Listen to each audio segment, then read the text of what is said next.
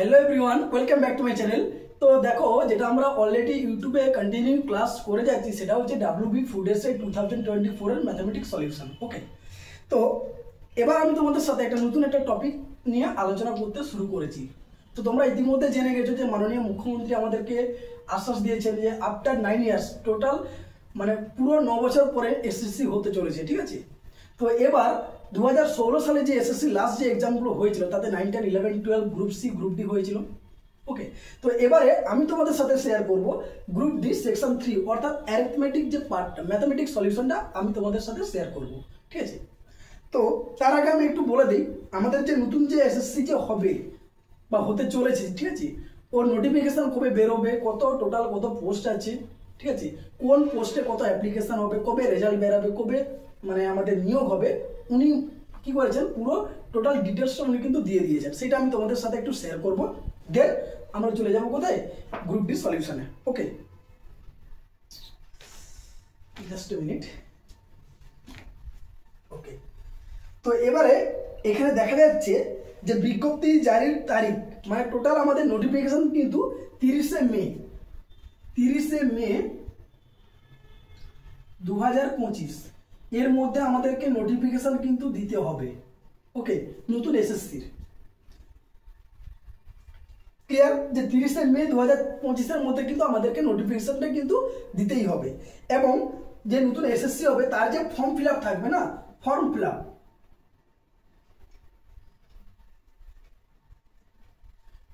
যে ডেট, সেই ডেটটা হচ্ছে আমাদের 16 জুন থেকে 14 জুলাই পর্যন্ত থাকবে। 16 জুন থেকে 14 জুলাই পর্যন্ত। ওকে, এবং আমাদের যে মেধা তালিকা প্রকাশ হবে অর্থাৎ প্যানেল যে প্রকাশ হবে তার ডেট হচ্ছে 15 নভেম্বর। কবে না 15 নভেম্বর 2025। এগুলো সব কিন্তু 2025 এর মধ্যেই কমপ্লিট করতে হবে। এবং কাউন্সিলিং এরও ডেট উনি বলে দিয়েছেন, কাউন্সিলিং ডেট হবে 20 নভেম্বর। ওকে, তাহলে বুঝতেই পারছো যে টোটাল 30 মে 2025 এর মধ্যে কিন্তু আমাদেরকে নোটিফিকেশন দিতে হবে। এবং যে ফর্ম ফিল আপ চলবে তারও ডেট উনি বলে দিয়েছেন 16 জুন থেকে 14 জুলাই 2025 এর মধ্যে কিন্তু ফর্ম ফিল আপ কমপ্লিট করতে হবে। এবং মেধা তালিকা প্রকাশ হবে 15 নভেম্বর 2025। এক্সাম কবে হবে কিন্তু এটা কিন্তু বলা নাই যে এক্সাম কবে হতে পারে বা কোন তারিখে, সেটা উনি জাস্ট একটা বলেছেন যে সেপ্টেম্বর বা অক্টোবরের মধ্যে অলরেডি কিন্তু কমপ্লিট হবে। আমরা যেটা আশা করতে পারছি, দেখো যদি মেধা তালিকা আমাদের 15 নভেম্বরের মধ্যে যদি প্রকাশ করতে হয় তার মানে অলরেডি আমরা বুঝতে পারছি যে সেপ্টেম্বর বা অক্টোবরের মধ্যে কিন্তু আমাদের এক্সামটা কমপ্লিট হয়ে যাবে। ওকে, এবং দেন কাউন্সিলিং হবে কিন্তু 20 নভেম্বর। ক্লিয়ার? এখন আমাদের যে জিনিসটা জানার আছে সেটা হচ্ছে টোটাল কত ভ্যাকেন্সি।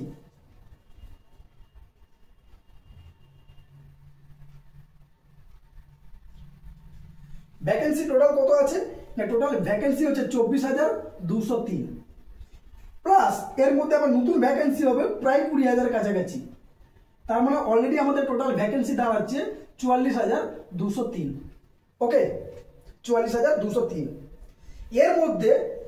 এর মধ্যে নবম দশম আছে টোটাল 11,517। ওকে, 11-12 আছে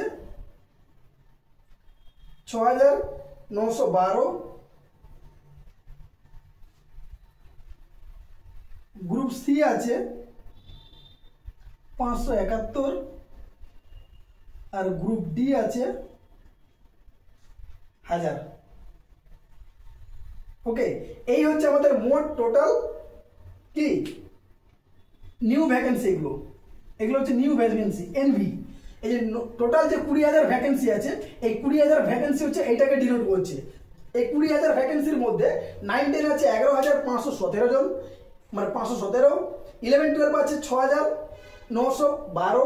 গ্রুপ সি আছে 571 এবং গ্রুপ ডি আছে কত আমাদের 1000। বোঝা গেল? এই হচ্ছে আমাদের টোটাল নতুন ভ্যাকেন্সি।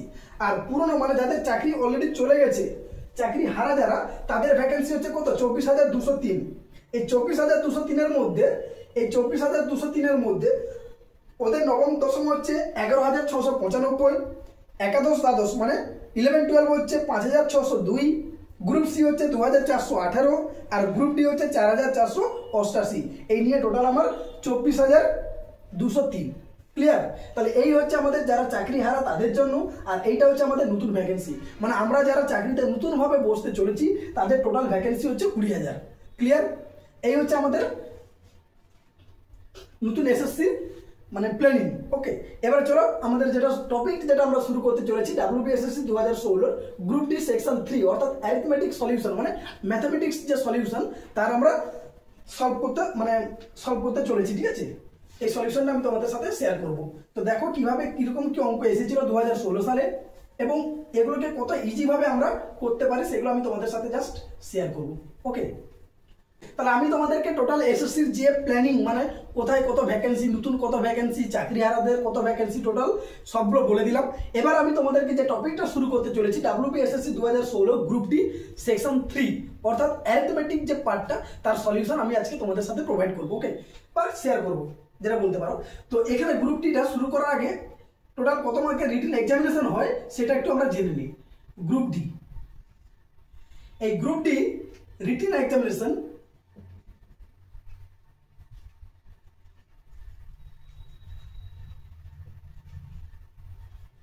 রিটেন এক্সামিনেশন হচ্ছে টোটাল 45 মার্কের হয়।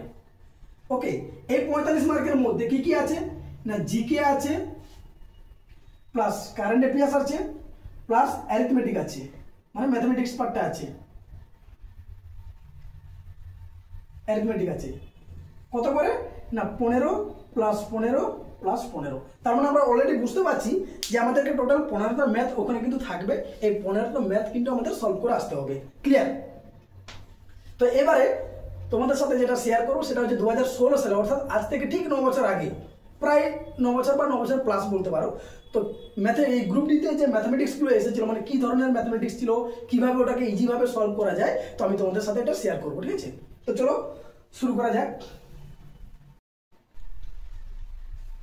ওকে, তাহলে আমি টোটাল গ্রুপ ডিতে কোন কোন সেকশন থেকে কত কত নাম্বার আসে সেটা আমি তোমাদের সাথে শেয়ার করলাম। যে জিকে থেকে আছে 15 নাম্বার, কারেন্ট অ্যাফেয়ার্স থেকে আছে 15 নাম্বার, আর অ্যারিথমেটিক অর্থাৎ ম্যাথমেটিক্স পার্ট থেকে আছে 15 নাম্বার। ঠিক আছে, তো এখন আমি তোমাদের সাথে এই ম্যাথমেটিক্সটা সলিউশন করব। ওকে, তো চলো সিরিয়াল নাম্বার 1/31। এই 31 কেন দিলাম বলো তো? কারণ অলরেডি যদি আমরা পুরোনো কেউ নোট ধরে যদি কেউ দেখে বা সলভ করে এই কোশ্চেনগুলো যদি করতে চায় সলিউশনটা, তো সেক্ষেত্রে প্রথমে জিকে 15টা আর দেন কারেন্ট অ্যাফেয়ার্স আছে 15টা, মানে অলরেডি আমি কিন্তু 30টা প্রবলেম থাকবে, তারপরে 31 নাম্বার থেকে ম্যাথ শুরু হচ্ছে।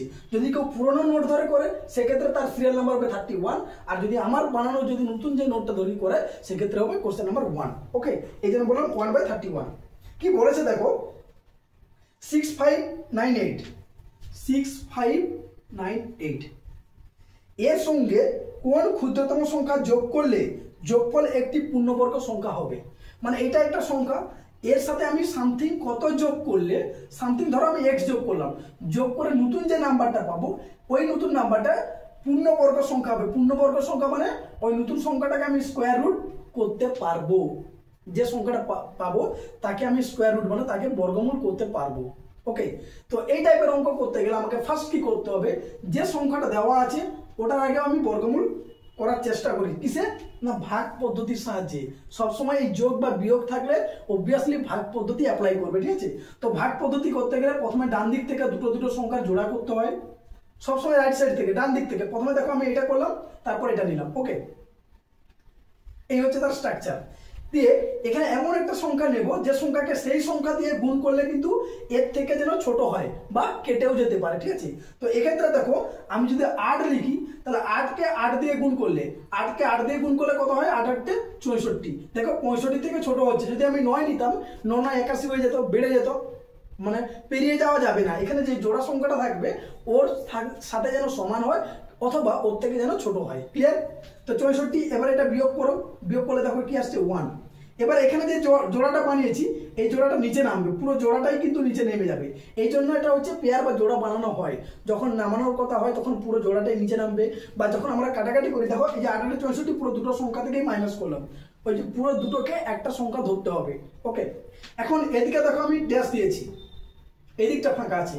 এখানে যে সংখ্যা লিখেছিলাম তার ডবল সবসময় এখানে লিখবো। 8 আছে তার 8 এর ডবল কত হয় 16। ওকে, 8 ডবল 16। এখন এখানে যে সংখ্যা দিয়ে গুণ করবো এখানেও আমাকে সেই সংখ্যা গুণ করতে হবে। ধরো এখানে আমি বোঝানোর জন্য বললাম, ধরো এখানে আমি ওয়াই লিখলাম, তাহলে এখানেও আমাকে ওয়াই লিখতে হবে, সেম সংখ্যা লিখবো এবং এই ওয়াইকে এই পুরো সংখ্যাটা দিয়ে গুণ করব। কি বললাম, এই ওয়াইকে এই পুরো সংখ্যাটা দিয়ে আমি কিন্তু গুণ করব, গুণ করে এখানে লিখবো। হয় এটা কেটে যাবে, না হলে এর থেকে ছোট হবে, তাই তো এমন সংখ্যা নেব। তো ঠিক আছে, দেখা যাক কি করা যায়। তো এক্ষেত্রে আমি দেখো যদি 1 নেই তাহলে 1 যদি নেই তাহলে এক্ষেত্রে 161 আর 1 মিলে 161 ছোট হচ্ছে। যদি 2 নেই তাহলে 16 দিয়ে 32 পেরিয়ে চলে যাচ্ছে। তো একটা জিনিস মনে রাখবে, এখানে কি বলেছে কোশ্চেনটা দেখো তো। কোশ্চেনটা বলেছে কোন ক্ষুদ্রতম সংখ্যা যোগ করলে, কি বললাম, কোন ক্ষুদ্রতম সংখ্যা যোগ করলে।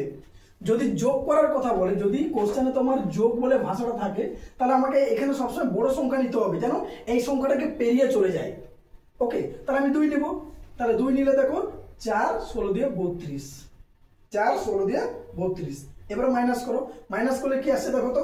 মাইনাস তো হবে না, কারণ 324 বড় সংখ্যা, 198 ছোট সংখ্যা। তাহলে আমাকে কি করতে হবে, 324 থেকে 198 মাইনাস করতে হবে। তাহলে মাইনাস করতে গেলে কি করব, 6, ওকে, এটা হচ্ছে 2 আর এটা 1। তাহলে মাইনাস করে আমি কত পাচ্ছি বলতো, 126 পাচ্ছি। কি বললাম, শুধু মনে রাখবে এই যোগ, যে কত সংখ্যা যোগ করতে হবে বা কত যোগ করলে সংখ্যাটি পূর্ণবর্গ হবে। যদি যোগ বলে কোনো ভাষা থাকে তাহলে এখানে সবসময় বড় সংখ্যাটা নেব, সবসময় বড় সংখ্যা নেব। আর যদি বিয়োগের কথা বলতো তাহলে এখানে ছোট সংখ্যা নিয়ে মাইনাস করে দিতাম, ঠিক আছে। তো দেখো এই যে বিয়োগফল যেটা পেলাম 126, এটাই হচ্ছে অ্যান্সার। এই সংখ্যাটার সাথে যদি আমি 126 যোগ করি তাহলে যে সংখ্যাটা পাবো সেটা হচ্ছে আমার পূর্ণবর্গ সংখ্যা। বোঝা গেল কিভাবে করলাম। ভাগ পদ্ধতির সাহায্যে সংখ্যাটা বর্গমূল করার চেষ্টা করব। একটা পজিশনে এসে দেখবো বর্গমূল হবে না, বর্গমূল হবে না, ঠিক আছে। কোশ্চেনে বলা আছে যোগ, যোগ বললে আমি বললাম কি না, যে সংখ্যাটা বর্গমূল হবে না তাহলে আমরা কি করি, সবসময় ছোট সংখ্যা নিয়ে বিয়োগ করি, তো ছোট নেব না। যদি যোগের কথা বলে তাহলে বড় সংখ্যাটা দিকে চলে যাবো, তার ঠিক পরের সংখ্যাটা নিব, দিয়ে নিচের সংখ্যা থেকে এটা উপরটা মাইনাস করে দেবো, যেটা পাবো মানে বিয়োগফল সেটাই হচ্ছে আমাদের অ্যান্সার। ক্লিয়ার।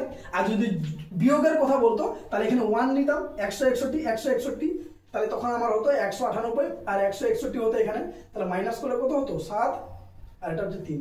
তখন 37 বিয়োগ করলে, মানে এই সংখ্যাটা থেকে আমি যদি 37 বিয়োগ করে দেই তাহলে বিয়োগফল আমার পূর্ণবর্গের সংখ্যা হবে। আমি যোগ আর বিয়োগ দুটোর ক্ষেত্রে কিন্তু বলে দিলাম, ঠিক আছে। চলো নেক্সট কোশ্চেন নাম্বার 2।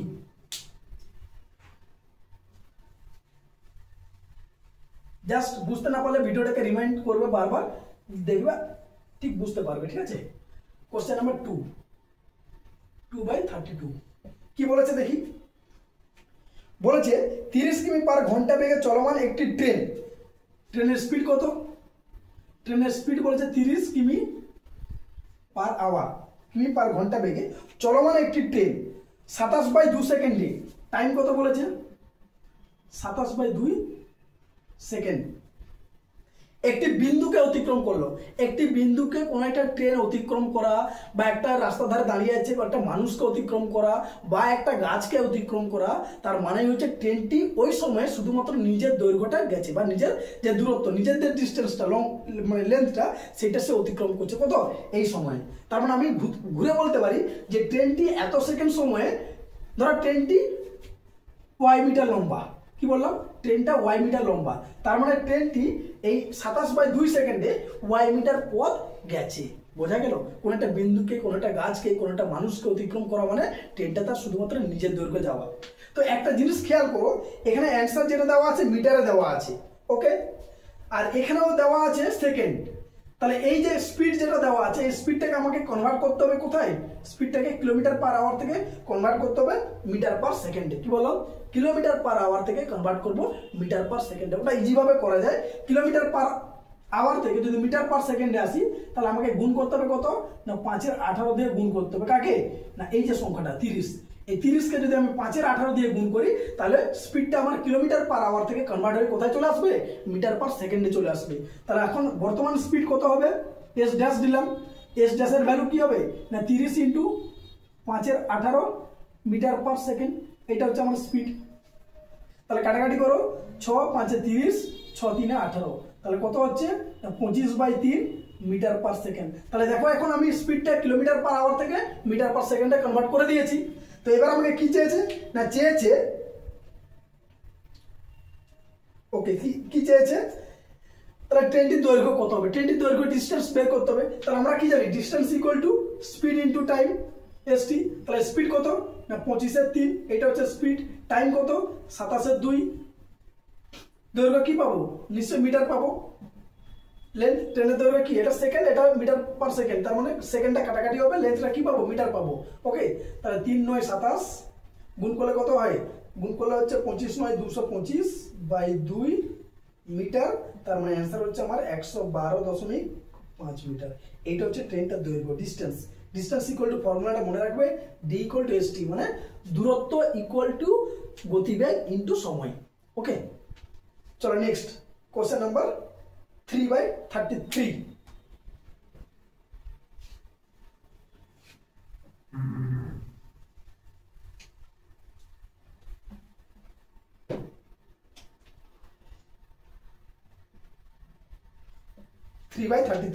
কি বলেছে দেখো, কোন বৃহত্তম সংখ্যা দিয়ে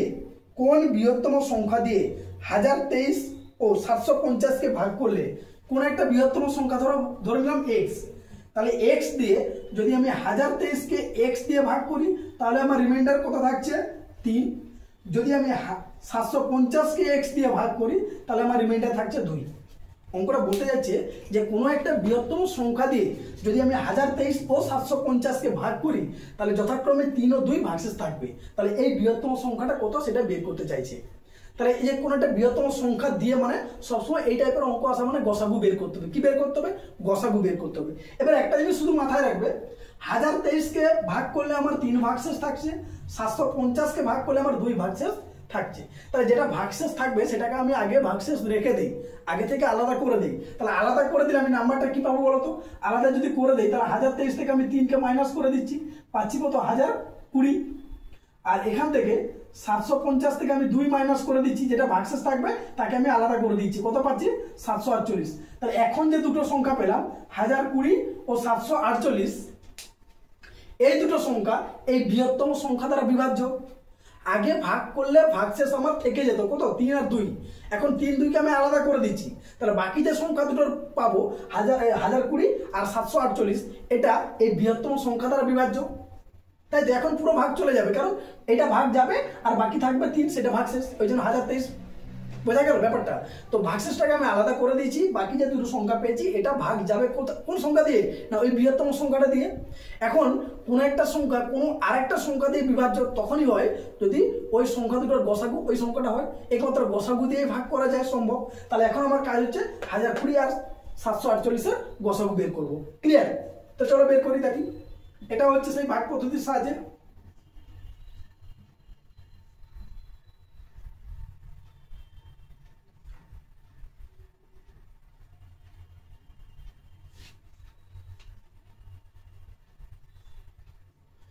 সাতাশ 3 81 পেরিয়ে যাচ্ছে, 2 54,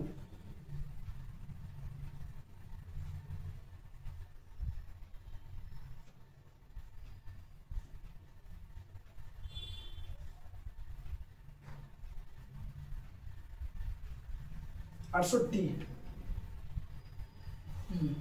লাস্ট ভাগ 68/204, 68 3 204, যেটা দিয়ে ভাগ কাটবে তাহলে লাস্ট যেটা দিয়ে ভাগ করেছিলাম সেটা হচ্ছে গসাগু। তাহলে এটাই হচ্ছে আমাদের এক্স এর ভ্যালু, তাহলে এটাই হচ্ছে বৃহত্তম সংখ্যা। তাহলে অ্যান্সার কত হবে 68। কিভাবে গসাগু বের করতে হয় না, দুটো যে সংখ্যা তার মধ্যে ছোট সংখ্যা বড় সংখ্যাকে ছোট সংখ্যা দিয়ে ভাগ করব, যেটা ভাগশেষ থাকবে তারপরে যেটা দিয়ে ভাগ করেছিলাম সেটা এখানে আসবে, আবার ভাগ করব, ভাগশেষ ছিল লাস্ট যেটা দিয়ে ভাগ করেছিলাম সেটা এখানে আসবে, আবার ভাগ করব, ভাগশেষ থেকে গেল, তার লাস্ট ভাগ করেছিলাম 204 সেটা এখানে আসবে, মানে 204 কে আমি 68 দিয়ে ভাগ করব, তাহলে 68 দিয়ে ভাগ করলাম, ভাগ কেটে গেল, তার মানে লাস্ট যে সংখ্যাটা দিয়ে ভাগ করেছিলাম সেটাই হচ্ছে আমাদের গসাগু। ক্লিয়ার? চলো নেক্সট। তাহলে এটাই হচ্ছে 68 হচ্ছে আমাদের বৃহত্তম সংখ্যা। বোঝা গেল?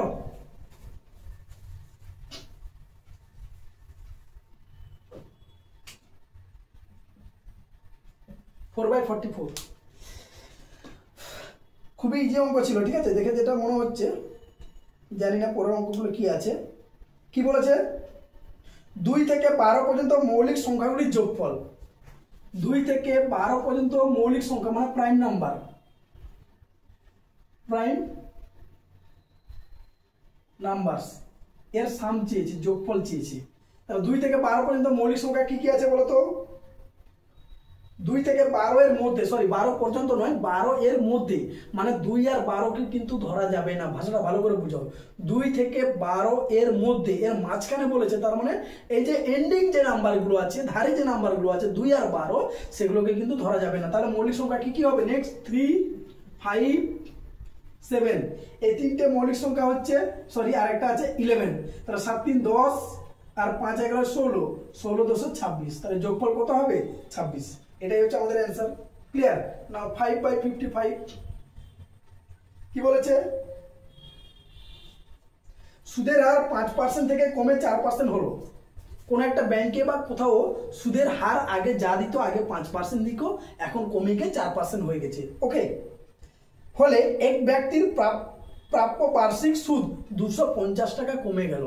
কত টাকা কমে গেল? আগে যে ব্যক্তি আগে যে সুদ পেত তার থেকে এখন সে 250 টাকা কম পাচ্ছে। কেন কম পাচ্ছে? কারণ সুদের হারটা আগে যে ছিল 5% কমে 4% হয়েছে। তাহলে কত কমেছে? 1% কমেছে। এই 1%-এর জন্য তার কত টাকা কমে গেছে? টাকা 250 টাকা। কি চেয়েছে? ওই ব্যক্তির মূলধন কত? মূলধন সবসময় কি হয়? 100% হয়। তাহলে 1%-এর ভ্যালু যদি এটা হয়, 100%-এর ভ্যালু কি হবে? 100 থেকে গুণ হয়ে যাবে। তাহলে 25 আরো দুটো জিরো, তিনটে জিরো, তার মানে 100%-এর ভ্যালু কত হলো? 25,000। জাস্ট গুণ হয়ে যাবে 250 × 100 মানে 25,000। তাহলে ওই ব্যক্তির মূলধন কত হলো? 25,000। কি করে পেলাম? দেখো অলরেডি কিন্তু সুদ আগে 5% দিত, এখন 4% দিচ্ছে। তার মানে সুদটা আমার 1% কমেছে। সুদ 1% কমেছে বলে ব্যক্তিটার 250 টাকা কমে গেছে। তাহলে 1%-এর ভ্যালু হচ্ছে ওই 250 টাকা। তাহলে 100% মূলধন সবসময় কি হয়? 100% হয়। তাহলে 100%-এর ভ্যালু কত? 25,000 টাকা। ঠিক আছে, চলো নেক্সট 6/66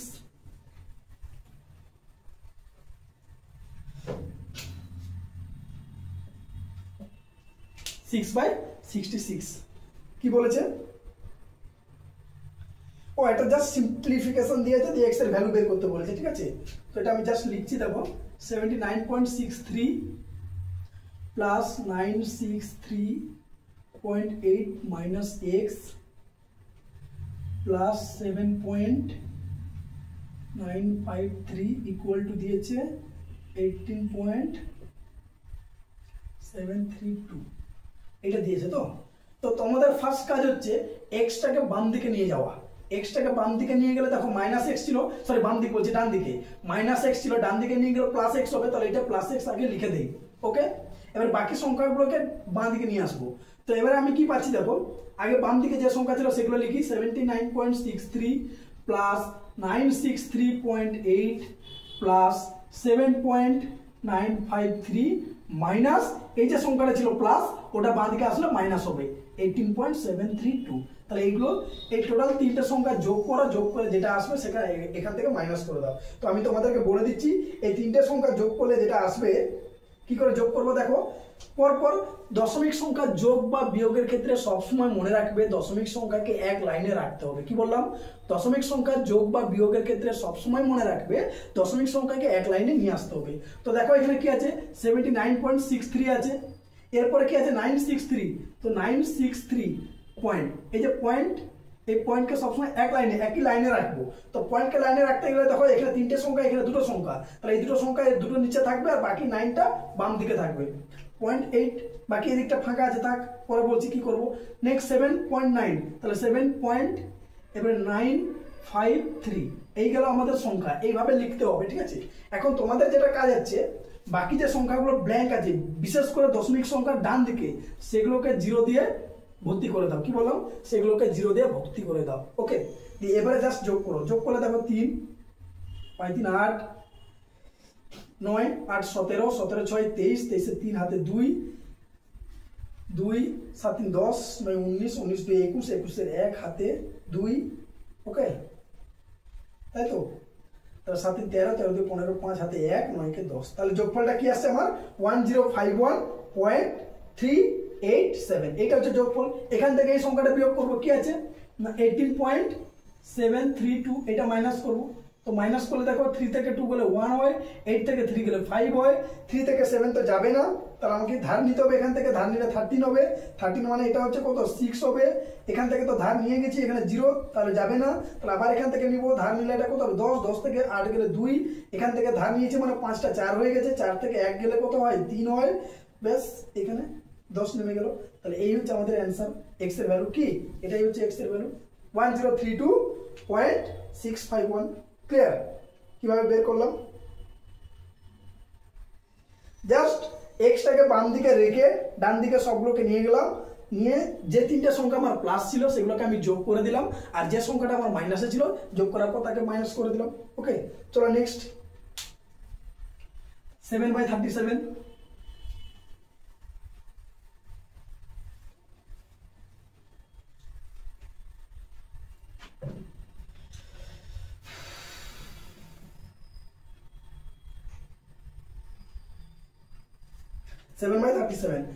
ও এটা সিম্পলিফাই, এটাও একটা মান বের করতে দিয়েছে, √90 ডিভাইডেড বাই 0.09 ইন্টু 10।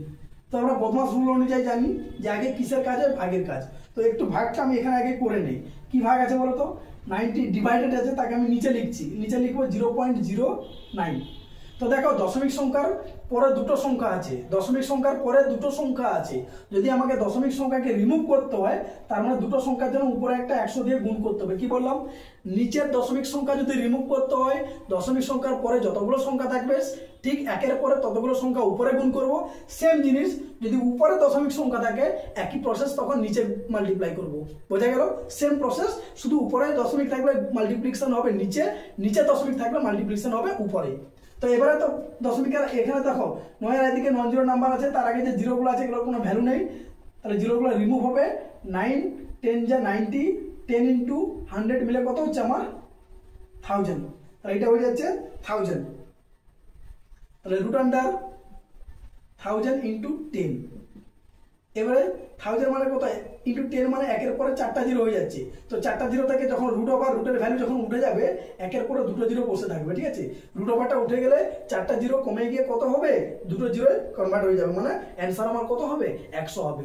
একের পরে যতগুলো জিরো থাকবে যদি √ওভার থাকে না তার অ্যান্সার কিন্তু হাফ হয়ে যাবে। দেখো 4টা জিরো ছিল, দুটো জিরো হয়ে গেছে। ক্লিয়ার? চলো নেক্সট 8/38।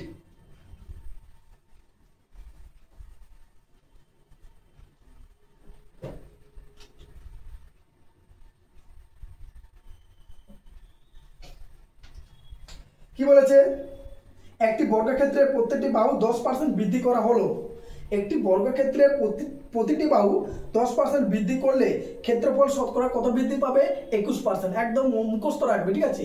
বর্গক্ষেত্র, আয়তক্ষেত্র, বৃত্ত এগুলো যাই থাকুক, যখনই 10% কোথাও থাকবে না অ্যান্সার অলওয়েজ 21% হবে। এটা বের করার ফর্মুলা কি হচ্ছে, বৃদ্ধি বের করার ফর্মুলা হচ্ছে x + y + xy/100। এই হচ্ছে আমাদের ফর্মুলা, এটা একটু মাথায় রাখতে হবে। যেহেতু বর্গক্ষেত্র বাহু মানে এর প্রত্যেকটা বাহু তো সমান, তার মানে এটাও 10 বাড়াচ্ছে, একেও 10 বাড়াচ্ছে, একেও 10 বাড়াচ্ছে, একেও 10। এটা হচ্ছে দৈর্ঘ্য, এটা হচ্ছে প্রস্থ। যেহেতু বর্গক্ষেত্র বলেছে এর দৈর্ঘ্য প্রস্থ কিছু হয় না, যেহেতু সবগুলো বাহু সমান, তাই একটা বাহু 10 বাড়ানো মানে সবগুলো 10 বাড়ানো, এটা কিন্তু মাথায় রাখতে হবে। তাহলে এখানে x এর ভ্যালুও 10, y এর ভ্যালুও 10, তাহলে কি আসছে 10 + 10 + 10 × 10/100। তো দেখো এখানে জিরোগুলো ক্যান্সেল হচ্ছে, 10 10 মিলে 20 হচ্ছে, +1 1 এখানে একটা 1 আসছে, তাহলে অ্যান্সার কত আসছে আমার 21%। বোঝা গেল? এই হচ্ছে ফর্মুলা। ক্লিয়ার?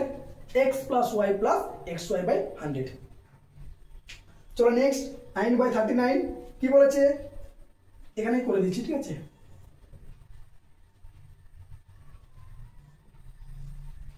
এক ব্যক্তি এবং তার দুই যমজ ছেলের বর্তমান বয়সের গড় বলেছে 30 বছর। এক ব্যক্তি, ধরো ব্যক্তি ফাদার্স বা ম্যান করে দেই, ফাদার্স এবং তার দুটো যমজ ছেলে আছে মানে 2s সান। তাহলে মেন এবং 2s মানে দুটো যমজ ছেলে, এস মানে সান ধরেছি, যেহেতু দুটো যমজ বলেছে তাই দুটো আছে 2s করেছি, ঠিক আছে? এদের বর্তমান বয়সের গড় বলেছে 30 বছর। এখন বর্তমান এই স্টেজে মানে আজকের দিনে যদি বলো তাহলে বয়সের গড় কত 30 বছর। তাহলে গড় থেকে সমষ্টি মানে যোগফল বের করতে গেলে কি করব, টোটাল এখানে 2 একা 3 জন হচ্ছে, তাহলে 3 জনের গড় যদি 30 হয় মোট কত হবে 3 × 30, এই হচ্ছে আমার ফর্মুলা। 3 জন বা 4 জন 5 জন যতজনের গড় দেওয়া থাকবে, মোট বের করতে গেলে গড় ইন্টু যতজন থাকবে সেটা গুণ করতে হয়। ওকে, তাহলে আমি 3 জনের টোটাল সমষ্টির বয়স কত পেয়ে গেলাম না, টোটাল বয়স আমি 90 বছর পেয়ে গেলাম। বর্তমান 3 জনের যোগফল। এখন বলেছে ওই ব্যক্তি ও এক ছেলের বয়সের অনুপাত বলেছে 5:2। ব্যক্তি এবং ওই যে দুটো যে যমজ, তাদের একটার বয়স যা হবে আর একটার বয়স সেম হবে, যেহেতু যমজ।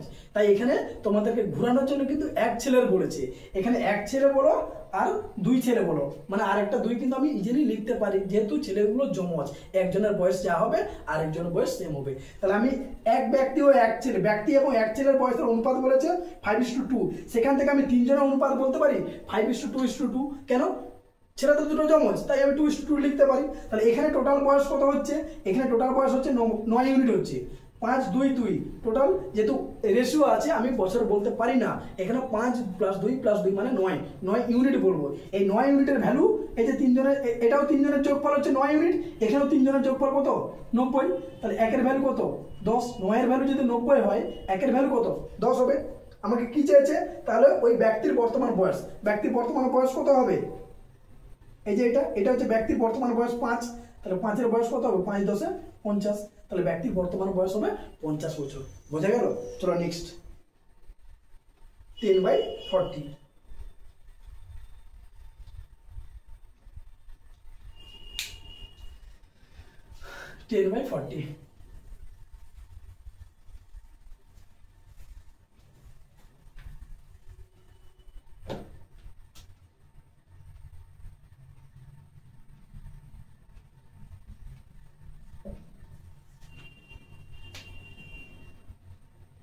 কি বলেছে?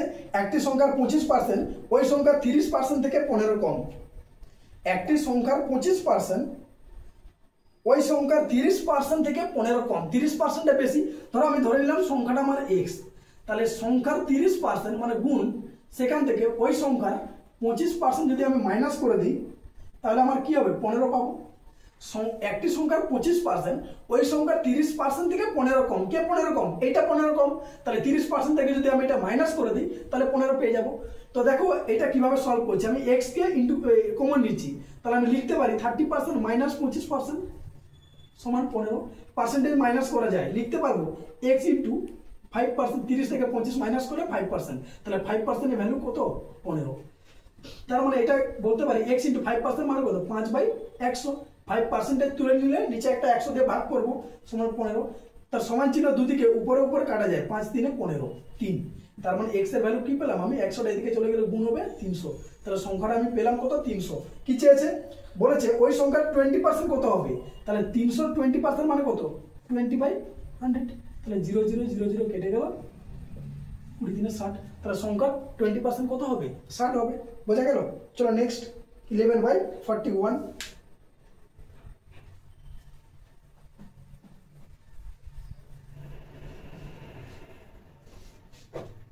11/41 কি বলেছে? 5 6 4 8 2 3। 5 6 4 8 2 3। 5 6 4 8 2 3 সংখ্যাটিতে 4 এর স্থানীয় মান ও অভিহিত মানের গুণফল। অভিহিত মান মানে প্রকৃত মান, অভিহিত মান মানে প্রকৃত মান। তাহলে এই সংখ্যাটিতে 4 এর স্থানীয় মান, 4 এর স্থানীয় মান 4 কোথায় আছে? এখানে আছে। তাহলে 4 এখানে থাকলে তার স্থানীয় মান কত হবে? স্থানীয় মান আর প্রকৃত মান যাই বলুক 4 হতেই হবে। যে কোনো সংখ্যার প্রকৃত মান বা অভিহিত মান হচ্ছে ওই সংখ্যাটি। ওকে, তাহলে এর অভিহিত মান হচ্ছে 4 আর প্রকৃত মান সেটাও আমরা 4 লিখবো। এখন দেখো 4 এর পরে কতগুলো সংখ্যা আছে? 1 2 3, তিনটে সংখ্যা, তাহলে এখানে 3টে 0 লিখবো। প্রকৃত মান বলতে স্থানীয় মান বলতে 4 এর স্থানীয় মান বলতে বোঝায় 4 এর প্রকৃত মান ইন্টু 4 যে পজিশনে আছে তার গুণফল। দেখো একক দশক শতক হাজার, হাজার আছে তাই 1000 দিয়ে গুণ করলাম, 1000 × 4 4000। এইটা হচ্ছে 4 এর স্থানীয় মান। মানে কোন একটা সংখ্যার স্থানীয় মান বলতে বোঝায় ওই সংখ্যার প্রকৃত মান বা অভিহিত মান, দুটো একই জিনিস। মানে ওই সংখ্যাটা নিজেই 4 ইন্টু ওই 4 সংখ্যাটা কোন পজিশনে আছে, মানে কোন প্লেসে আছে, 1000 প্লেসে আছে, 1000 প্লেসে, তাহলে ওই সংখ্যাটার সাথে 1000 মাল্টিপ্লাই করে দেবো। এইটা হচ্ছে আমার প্রকৃত মান আর এটা হচ্ছে আমার অভিহিত মান। এদের গুণফল চেয়েছে, তাহলে এদের গুণফল কত হবে? 4 4 16,000 হবে। That's your answer. ওকে, বোঝা গেল? চলো নেক্সট 42।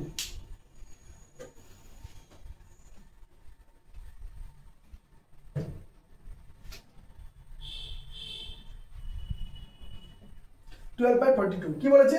একটি খুঁটির 1/10 অংশ লাল, কোন একটা লম্বা খুঁটি আছে, বড় একটা খুঁটি, তার 1/10 অংশ এটা হচ্ছে রেড, এটা হচ্ছে ধরো 1/10 রেড, 1/20 অংশ হচ্ছে সাদা। কেন যোগ আকারে লিখছি বলে দিচ্ছি। ধরো এটা হচ্ছে 1/20, এটা হচ্ছে হোয়াইট, 1/30 অংশ নীল, 1/40 হচ্ছে কালো, 1/30 1/40 1/30 ধরো এটা হচ্ছে এটা হচ্ছে নীল মানে ব্লু নাকি, আর 1/40 হচ্ছে ব্ল্যাক, এটা হচ্ছে ধরো এখান থেকে এটা হচ্ছে 1/40, এটা হচ্ছে ব্ল্যাক। ওকে, 1/50 বেগুনি, 1/60 হলুদ, 1/50 প্লাস 1/60, এটা ধরো 1/50 বেগুনি, বেগুনি মানে ভালভেট, আর এটা হচ্ছে 1/60 ধরো ইয়েলো ব্লু, কি বলেছে হলুদ মানে ইয়েলো। তাহলে টোটাল একটা বাঁশ আছে, যে বাঁশের এইটা টোটাল বাঁশ, তার 1/10 অংশ বলেছে রেড, 1/20 অংশ সাদা, 1/30 অংশ হচ্ছে নীল, 1/40 হচ্ছে কালো, 1/50 হচ্ছে তোমার হচ্ছে কি বেগুনি, আর 1/60 অংশ বলেছে হলুদ। এবং বাকি যেটা আছে এই যে এখান থেকে এটা পুরোটা, বাকি এই পার্সেন্টটা বলেছে গ্রিন বলে দিয়েছে, বাকি অংশটা বলেছে সবুজ রং করা হলো মানে গ্রিন আছে। তাহলে সবুজ অংশের দৈর্ঘ্য বলে দিয়েছে 12.8 মিটার, এই অংশটা বলেছে 12.08 মিটার, এই গ্রিন পার্টটা বলে দিয়েছে 12.08 মিটার। তাহলে খুঁটির দৈর্ঘ্যটা চেয়েছে। টোটাল পুরো খুঁটির 1/10 অংশ লাল বলেছে, 1/20 সাদা বলেছে, 1/30 বলেছে ব্ল্যাক, 1/40 বলেছে 1/30 ব্লু, 1/40 ব্ল্যাক, 1/50 হচ্ছে বেগুনি, 1/60 হচ্ছে ইয়েলো। টোটাল কোন একটা খুঁটি বা পাঁচের ধরো, এবং বাকি অংশটা বলে দিয়েছে আমার কি গ্রিন সবুজ। এখন সবুজের দৈর্ঘ্য বলে দিয়েছে কত, সবুজ যে অংশটা আছে তার দৈর্ঘ্য বলেছে 12.08 মিটার, তাহলে টোটাল খুঁটির দৈর্ঘ্য চেয়েছে। তো আমি এই যে অংশগুলো আছে, টোটাল যে রংটা আছে, এই টোটাল কত অংশ রং করা আছে, সমস্ত রং মিলে টোটাল রংটা কত আছে সেটা আগে বের করি। তাহলে টোটাল বের করতে গেলে আমাকে কি করতে হবে, ভগ্নাংশ যোগ করতে হবে। তাহলে ভগ্নাংশ যোগ করার জন্য আমাকে আগে এলসিএম করতে হবে। তাহলে 60, 50, 40, 30, 20, 10 এদের লসাগু আমি কত হয়, এদের লসাগু করে দেখবে 600 হবে। তাহলে 600 হলে প্রথমেরটা 60 হবে, তারপরটা 30 হবে, তারপরটা 20 হবে, তারপরটা 15 হবে, তারপরটা হচ্ছে 12 হবে, তারপরটা 10 হবে। ভগ্নাংশের যোগ তো তোমরা সবাই জানো, মোটামুটি এটা করবে। এটা যোগ করলে হচ্ছে আমার 147/600। তাহলে একটা বাঁশ, টোটাল বাঁশটা যেটা আমি ধরে নিচ্ছি বা একটা খুঁটি ধরে নিচ্ছি 1 অংশ, তাহলে টোটাল 1 অংশের এত অংশ হচ্ছে এই সবগুলো রং মিলিয়ে, এত অংশ। তাহলে বাকি যে গ্রিনটা সেটা কি করে পাবো না, 1 থেকে মাইনাস করবো, 1 থেকে মাইনাস করে দেবো। 1 থেকে মাইনাস করলে এটা কত পাবো বলতো, মাইনাস করতে গেলে কত পাবো 600, এটা হচ্ছে 600 মাইনাস 147, তাহলে মাইনাস করে যেটা পাবো সেটা হচ্ছে 4, 5, 6 453/600 অংশ। এই 453/600 অংশটা কি না পুরো খুঁটির 453/600 অংশ হচ্ছে আমার গ্রিন সবুজ। তাহলে এত অংশের ভ্যালু দিয়েছে, সবুজের ভ্যালু কত, সবুজটা কত লম্বা, সবুজটা লম্বা হচ্ছে আমার 12.08 মিটার লম্বা। তাহলে আমি ডাইরেক্ট বলতে পারি যে 453/600 এই অংশের ভ্যালু হচ্ছে 12.08 মিটার, এই অংশের ভ্যালু হচ্ছে 12.08 মিটার। ওকে, আমাকে পুরো খুঁটির দৈর্ঘ্য চেয়েছে তাই না, তাহলে পুরো খুঁটি মানে 1 অংশের দৈর্ঘ্য। তাহলে 1 অংশের দৈর্ঘ্য বের করতে গেলে কি করব, 1 অংশের দৈর্ঘ্য বের করতে গেলে এই জিনিসটাকে আমি ওইটা দিয়ে ভাগ করব, কোনটা না যে অংশটা যেটা আছে সেটা। তো এবারে দেখো 12.08কে লিখি 1208 যেহেতু দশমিক তুললাম, তাহলে নিচে একটা 100 দিয়ে ভাগ করব, ইন্টু উল্টে যাবে 600/600, এই 453, 653 নয় 453, 453। ওকে, এখানে তো 0 ক্যান্সেল হয়ে গেল, উপরে হচ্ছে 6, 0 ক্যান্সেল করে দিলাম।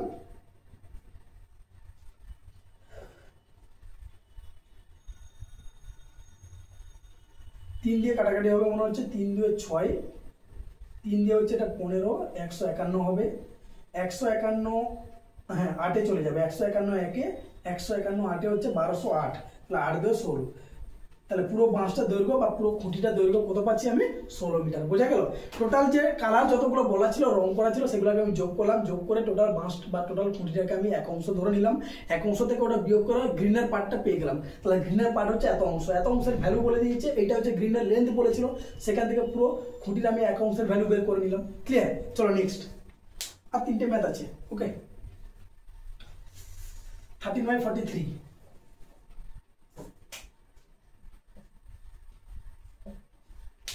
13/43 কি বলেছে? ভগ্নাংশের মধ্যে কোনটি বড় বলেছে। নিচে যে ভগ্নাংশগুলো দেওয়া আছে তার মধ্যে কোনটি বড়? কি আছে?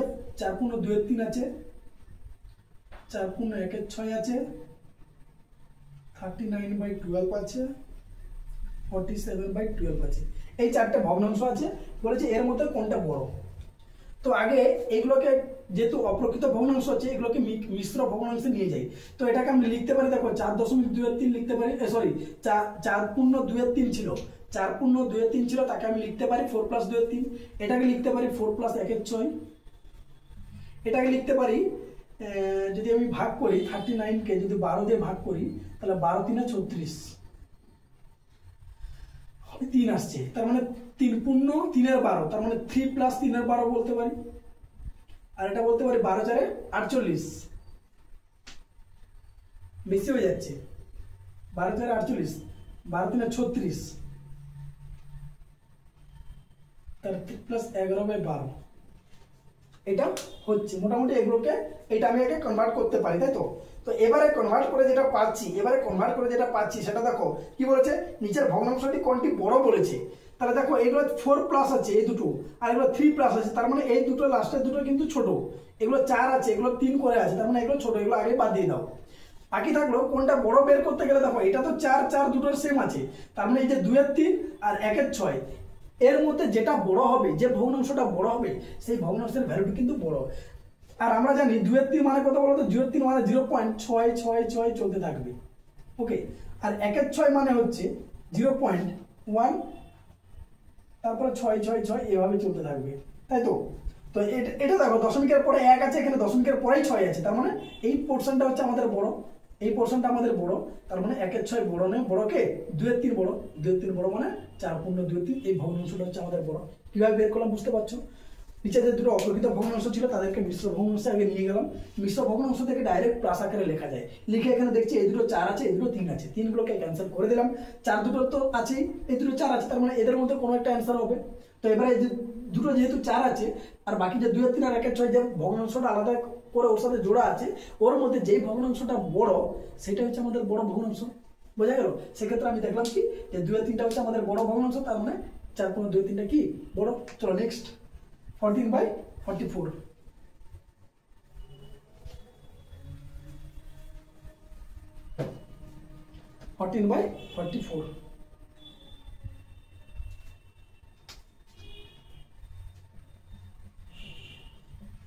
কি বলেছে দেখো, 24 জন লোকের একটি পুকুর কাটতে 12 দিন সময় লাগে। কি নিয়ম দেওয়া আছে?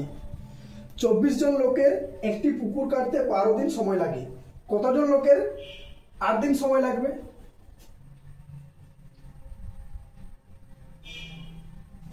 তাহলে যেহেতু লোক চেয়েছি, তাহলে লোকটাকে আমি সাইডে রাখবো, আমি বলতে পারি 12 দিন সময় লাগে একটা পুকুর কাটতে 24 জন লোকের। কোশ্চেনে বলা আছে 24 জন লোকের একটি পুকুর কাটতে 12 দিন সময় লাগে, আমি ওটাকে ঘুরে দিলাম যে 12 দিন সময় লাগে একটি পুকুর কাটতে 24 জন লোকের, তাহলে 8 দিন সময় লাগবে ওই পুকুরটা কাটতে কতজন লোকের। তাহলে এই টাইপের দেখো কোশ্চেন মার্কের উপরে যেটা লেখা থাকে সেটা হচ্ছে আগে লিখবো, দিয়ে গুণ চিহ্ন দেবো। লোকের সাথে দিন সবসময় কি হয়, লোক সংখ্যার সাথে দিন সংখ্যা সব সময়ের জন্য ব্যস্ত সম্পর্ক। যদি ব্যস্ত সম্পর্ক হয় তার মানে ভ্যালু হচ্ছে উপরেরটা বাই নিচেরটা, 12/8 এটা হবে। তাহলে 8 3 24, 12 3 36। তাহলে ওই পুকুরটা 8 জন লোকের কাটতে কতদিন সময় লাগবে? 36 দিন, 8 দিনে ওই পুকুরটা কাটতে 36 জন লোকের লাগবে, আমার 36 জন লোক লাগবে। বোঝা গেল? চলো নেক্সট, লাস্ট 15/45। এই হচ্ছে গ্রুপ ডির আমাদের লাস্ট ম্যাথ। কি বলেছে? বলেছে 3 কে কত দিয়ে গুণ করলে -1 পাওয়া যাবে। কি বললাম? 3 কে কত দিয়ে গুণ করলে -1 পাওয়া যাবে। আমি ধরে নিচ্ছি y দিয়ে গুণ করলে, তাহলে 3 কে y দিয়ে গুণ করে কত পাবো? -1। তার মানে y এর ভ্যালু কত হবে? -1, আর এদিকে 3টা গুণ ছিল, এদিকে আসলে ভাগ। তাহলে 3 কে কত দিয়ে গুণ করলে? 3 কে -1 এর 3 দিয়ে যদি গুণ করি আমি, তবেই আমি -1 পাবো, তাই তো? করে দেখতেই পারো যে 3 × -1 এর 3, তাহলে দেখো 3 3 কেটে গেল, -1 হলো অ্যান্সার। ওকে, তো এই গেল মোটামুটি আমাদের গ্রুপ ডি 2016 এসএসসি, যেটা সলিউশন করে দিলাম আমি। এরপর আমি তোমাদের সাথে গ্রুপ সি নিয়ে শেয়ার করব, ঠিক আছে? ভিডিওটা দেখো, অঙ্কগুলো দেখো, যদি কোথাও প্রবলেম হয় বা কিছু প্রবলেম হয় সেটা আমাকে বলো, ঠিক আছে? যদি বুঝতে প্রবলেম হয় সেটাও বলো, আমি কিন্তু বলে দেবো, ঠিক আছে? তাহলে মোটামুটি আমি তোমাদেরকে 15টা ম্যাথ কিন্তু গ্রুপ ডি এসএসসি 2016 যে সলিউশন, সেটা কিন্তু আমি কমপ্লিট করে দিলাম। তোমরা একবার বুঝতে না পারলে 2বার 3বার করে দেখো, দেখে কোথায় প্রবলেম হচ্ছে, কি প্রবলেম হচ্ছে আমাকে অবশ্যই কমেন্ট করে জানাও। আমি সবসময় তোমাদের সাথে আছি, ঠিক আছে? তো এরপর আমি গ্রুপ সি নিয়ে তোমাদের সাথে আবার সলিউশন আসবো। ওকে, চলো বাই।